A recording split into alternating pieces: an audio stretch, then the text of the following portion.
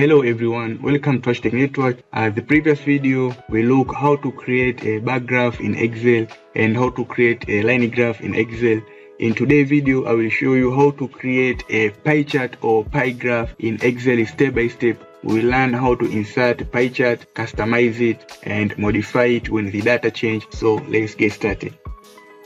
First, let's enter the data that we will use for our pie chart. Here is an example of data set. Once we have entered the data, select the entire range including the column header. Once we have go to the insert tab and select pie chart icon and click on the pie chart you want.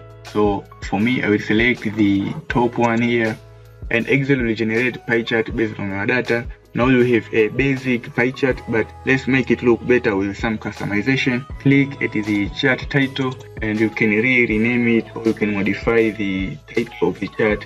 So I'm going to add here a report in January, and now the pie chart look better. If you want to change the color of the chart, select at the chart, go to the design tab and select at a color change, and you can choose any color you want and the Excel will generate for you.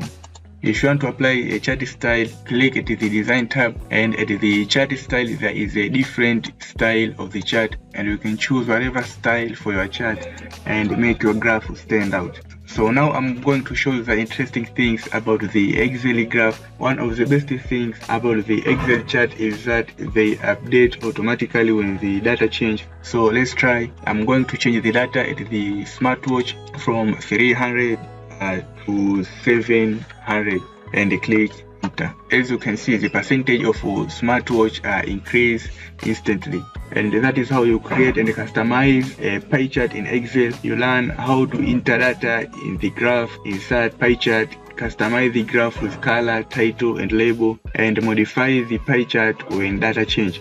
If this video was helpful, don't forget to like, share and subscribe to Hashtag Network for more Excel tutorial. See you in the next video.